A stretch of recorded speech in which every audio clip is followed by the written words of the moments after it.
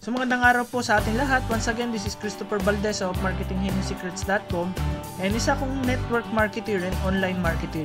And gumagawa po ako ng mga short training videos and mga review ng mga digital products and softwares na maaari nating magamit sa pagmamarket at makapag-save ng maraming oras at effort para sa pagpapalago ng ating home-based business. So in this training video, ang pag-uusapan po natin is how to create an engaging image using a free software.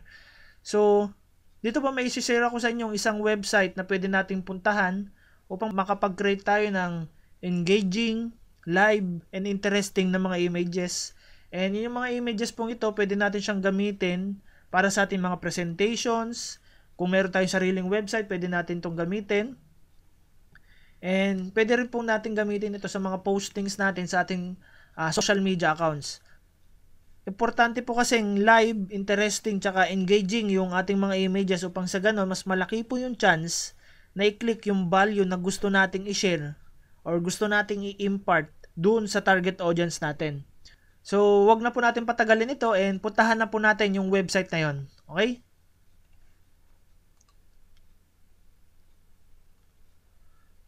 So, yung step 1 po is puntahan lang natin ang www.magicmockups.com. Okay? And kung mapapansin niyo dito sa left side, ito yung mga templates o yung mga mockups na pwede nating gamitin upang sa ganon makapag-create tayo ng mga engaging, live, and interesting na mga images.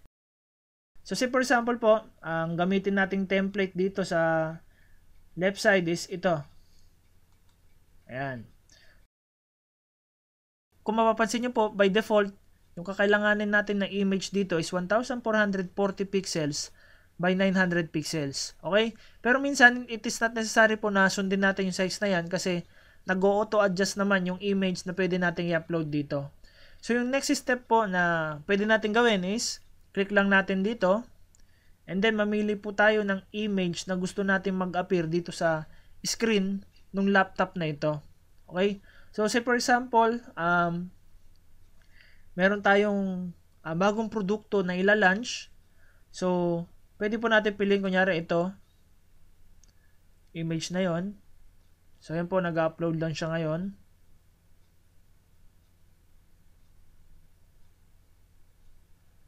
So, ayan. So, ito po yung rough preview nung image na makikreate natin gamit yung template na ito. Okay? And next step po is click lang natin itong download. So, mamimili ka lang po ng gusto mong maging size ng image na makikreate mo. So, say for example ito, 1280 by 853 pixels. So, ayan. And then, click lang po natin itong box na ito, yung may nakalagay na 1280. So, ayan. Nakakreate na po tayo. So, ito na yung magiging itsura ng image na na-create natin gamit yung template na yon. Okay? So, next step po is right-click lang natin siya. Then, click Save Image As. So, lagay natin Image 1. Then, click Save. Okay? So, kung pupuntahan po natin yung folder na yon, puntahan natin si Image 1. So, ayun siya. So, ayan. So, ito na po yung image na na-create natin. Okay? So, gawa pa po tayo ng isa pa. So, say for example naman po, merong bagong produkto yung ating MLM company and gusto nating i-highlight yon dun sa susunod na posting natin sa ating Facebook or sa ating Twitter account. So, gawa ulit tayo ng isa pang image na pwede nating i-highlight yung product na yon. Okay? So, pili tayo ng template ulit. So, ito. Ayan. So, kakailanganin daw po natin na size is 640 by 1136 pixels. So, kung gusto po natin na 640 by 1136 yung image na ilalagay natin dito, pwede natin puntahan yung website na ito para mag-create tayo ng ganitong eksaktong size. Okay? So, punta lang po tayo sa www.picmonkey.com. And dito po, click natin tong design. And puntahan lang po natin yung custom. Okay? So base dito sa template na ito, kailangan daw natin is 640 by 1136. Tama? So dito po, saan yun? Ayan. 640 by 1136. Make it. So yan. So say for example po sa ating MLM company, yung bagong produkto na inilaunch ng ating company is isang basong tubig na sobrang daming benefits nito sa ating katawan. So kunyari parang ganun yung bagong produkto natin. Okay? So ang gagawin po natin, mag-create lang tayo ng engaging image muna rito. So i-upload lang po natin kunyari yung product natin. Okay? So kunyari isang basong tubig. So ayan, naka-prepare na po ako ng isang basong tubig. Kunyari ito. So adjust lang natin size niya. So ayan. Isang basong tubig. Ayan. So lagyan po natin ng caption para mas engaging pa siya. Okay? So puntahan po natin tong text. Saan ka na? So say for example, ito po yung mga font styles niya. So kunyari ito, Poetsen1. Then click natin add text. So ayan. Kunyari,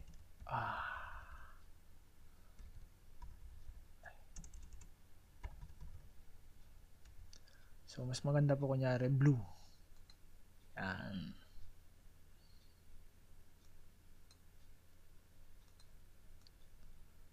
Ayan. Siyempre, para mas maging engaging siya, lagyan natin ng, dagdagan pa natin ng isa pang text po. Kunyari, ilagay natin yung benefit na makukuha ng mga customers natin dito. So, kunyari, ito. Ano ba maganda? Ito. Try natin to. So, get rid of unhealthy skin. So ayan. So i-center natin siya.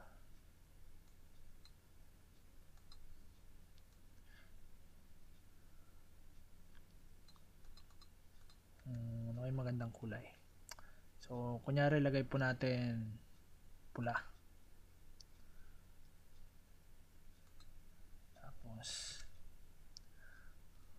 Lagay natin blue na naka-bold.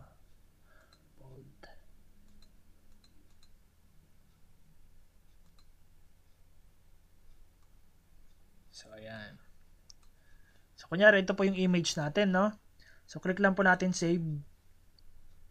Then, kunyari, featured product 1. So, click po natin save to my computer. And then, save ulit. So, ayan. So, dito po ngayon, balik tayo dun sa magicmockup.com. So, click ulit natin tong screen na ito. And i-upload po natin yung na-create natin na image doon sa picmonkey.com. Okay? So, ito. So, yun. Okay na po. So, again po, click lang natin ulit, download. And say for example, gawin natin yung gusto nating size ng image natin is 960 by 640. So, ayan po. Next step, click lang natin tong orange box na yon. And then, right click po, save image as. And gawin natin is image 2. So, ayan. So, lastly po, mag-create pa tayo ng isa. Okay? So, say for example, ang gusto naman natin is, ano ba yung magandang template dito? So, ito. So, ayan. So, say for example naman po, yung gusto nating i-feature dun sa susunod natin na posting is yung ating Facebook fan page. Okay? So, kunyari, gusto natin mag-generate pa ng maraming likes para doon sa Facebook fan page natin. So, pwede din po siya. So, pwede natin kuhanan ng screenshot yung Facebook fan page natin na yon. Okay? So, Say for example, puntahan po natin yung Facebook ko. So, ayan. And then, puntahan lang natin siya.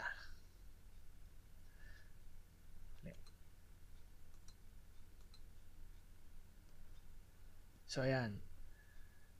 So, tulad ng sabi ko po, kunyari gusto nating i-highlight yung Facebook fan page natin doon sa ating susunod na posting, is pwede din po siya. So, i-screenshot natin siya. So, ayan. Capture image, Facebook.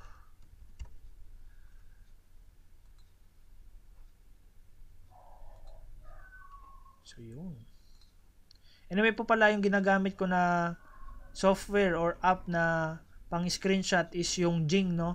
So, kung gusto nyo po i-download yung Jing, puntahan nyo lang po yung www.jing.com and pwede nyo po siyang i-download. Pag sa ganun, magamit nyo para makapag-screenshot kayo ng mga images sa laptop ninyo. Okay? So, again po, yung unang step, click lang natin yung screen nitong laptop na to. And then, piliin po natin yung ating Facebook fan page na image. Click open.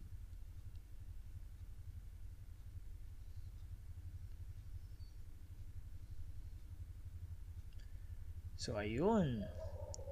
So, kunyari, yung susunod pong posting natin, pwede natin ilagay na caption ay, like my Facebook fan page now and be at the forefront of new trainings and skills that I am sharing. Ganun pong style. So, next step po, click natin, download. And then, say for example, ito ulit yung size na napili natin para sa image na ito. Hintayin po natin maging orange and click lang ulit natin to. Again po, right click ulit, click save image as, and gawin natin image 3. So, ayan. So, additional tip lang din po, kunyari meron kayong mga events dun sa company ninyo. So, pwede nyo rin pong gamitin yung mga mockups na ito para mas may highlight pa ninyo yung event na yon.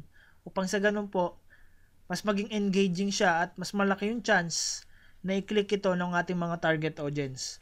Okay? So, that's it po. I hope meron kayong nakuhang value yung technique sa short training video na ito. And kung may nakuha kayo, pwede nyo pong i-share yung link na ito sa inyong Facebook or any social media account. Upang sa ganun po, matutunan at malaman din ito ng ating mga kaibigan, ng ating mga downlines at mga team members. Also po, please like my Facebook fan page, www.facebook.com/Christopher Manzano Valdez, or pwede nyo po akong i-follow sa akin Twitter at Toffel_Valdez, or pwede po kayong mag-subscribe sa aking YouTube channel, http://bit.ly.com/Christopher_channel.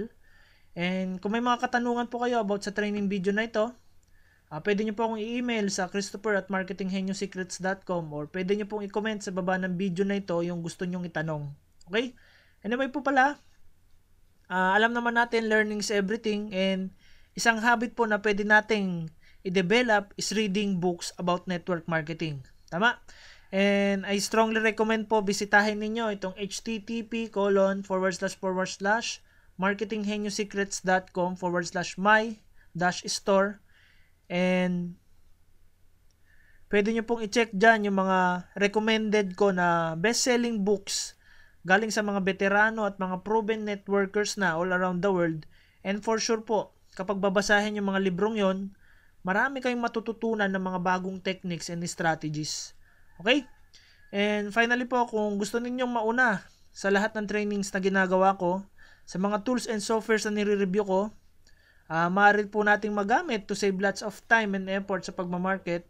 Please subscribe to our email list. Punta lang po kayo sa www.marketingheniosecrets.com and then mag-subscribe po kayo dito. Again po, puntahan nyo lang yung orange box na ito and i-enter nyo lang po yung email address ninyo and then click po ninyo get updates, and time by time check nyo po yung email ninyo kasi magsisend ako ng mga training videos na nagagawa ko. Okay? And lastly po, meron din akong ginawang bagong Facebook group page. anyone po basta networker or aspiring to become a networker can join in this Mindmaster group for free. Okay? Ang vision po ng Facebook group na ito ay mag-provide ng maraming value tungkol sa mga tips and how-to knowledge and other strategies na pwede nating i-apply sa ating networking business. And mga napapanahon po itong tools and softwares tulad nung shinare ko kanina na pwede nating magamit para makapag-save ng maraming oras at effort sa pagmamarket. And may mga downloadable reports din po rito in the form of ebooks. Okay? And pwede nyo pong i-search ito. Yung pangalan po ng Facebook group ay Pinoy Networkers Fantastic Mindmaster Group. Or punta lang po kayo sa link na ito, www.facebook.com/groups/Pinoy Networkers Mindmasters. And add yourself, guys. Okay? Limited slots lang po yung tatanggapin dito, and after po nung limited slot na ito, malaki po yung chance na hindi na kami tumanggap ng mga members sa Facebook group na ito. Again po, add yourself, guys, and pwede nyo pong i-add din yung mga team members and mga downlines ninyo sa Facebook group na ito. And libre po siya. So, again, this is Christopher Valdez po, marketinghenusecrets.com, and thank you po for watching.